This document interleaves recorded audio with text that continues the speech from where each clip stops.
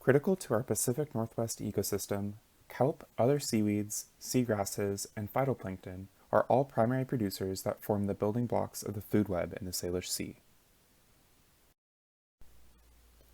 Smith and Minor Islands Aquatic Reserve is known for its abundant and diverse kelp resources.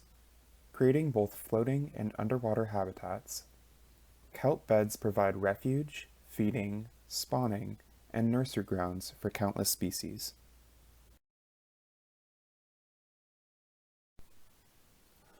Smith and Minor Islands Aquatic Reserve has the largest persistent bull kelp bed in Washington state. Kelp beds also support the nearshore environment by dispersing wave energy and turbulence, trapping sediment, preventing erosion, and protecting shorelines. Beyond these crucial ecosystem services, kelp also provides a sustainable food source for humans. Every year, people gather on the western Whidbey Island beaches with buckets during the lowest tides of spring and summer to harvest kelp. The harvest season is busiest in April and May, then tapers off in June and July when the seaweed gets a bit scraggly. Kelp is popularly eaten fresh in salads or used as a sandwich wrap.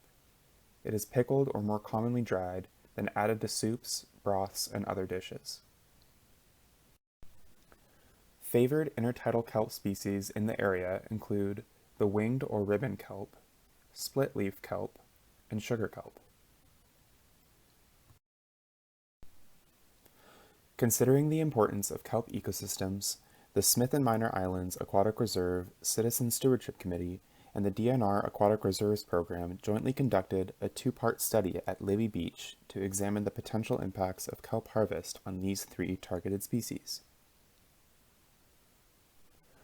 The first part of the study consisted of harvester interviews, which were conducted from 2015 to 2018. Interviews consisted of questions about harvesting purposes and sustainable practices. We worked closely with local nonprofits and volunteers to learn from kelp harvesters about when, what, and how much they were collecting.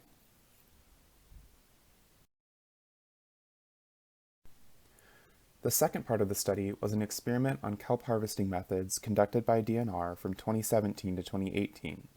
The study evaluated the impacts of two different blade trimming methods on kelp density, regrowth, and reproduction.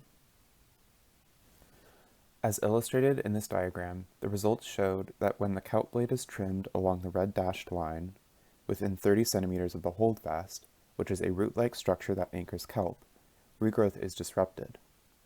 This is an unsustainable harvest method. Alternatively, when kelp is trimmed along the black dashed line, 30 centimeters above the holdfast, the blade grows back. This is a sustainable harvest method. Results from the 2017 to 2018 study also showed that densities in both the unharvested control and the sustainably harvested plots remained comparatively stable within the year and the following year. In the unsustainable plots, density was negatively affected within the year and the following year. Kelp harvesters are motivated to preserve this vital resource at Smith and Minor Islands Aquatic Reserve through sustainable practices. Each recreational seaweed harvester is required to obtain a license through the Washington Department of Fish and Wildlife, or WDFW, a state agency that regulates kelp harvesting. These licenses allow people to harvest up to 10 pounds of wet weight kelp per day. Interviews and bucket inspections found that most harvesters collect below the 10-pound limit.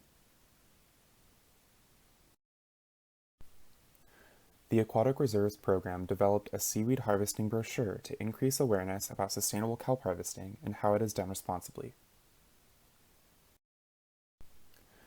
Preserving productive kelp beds by sustainable harvest practices assures that seaweed will continue to nourish sea life and our local communities too.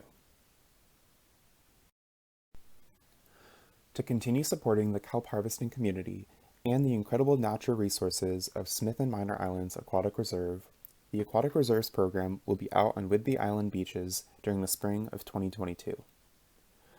We look forward to joining volunteers and harvesters as we share and appreciate the amazing kelp beds of Smith and Minor Islands Aquatic Reserve and all they have to offer.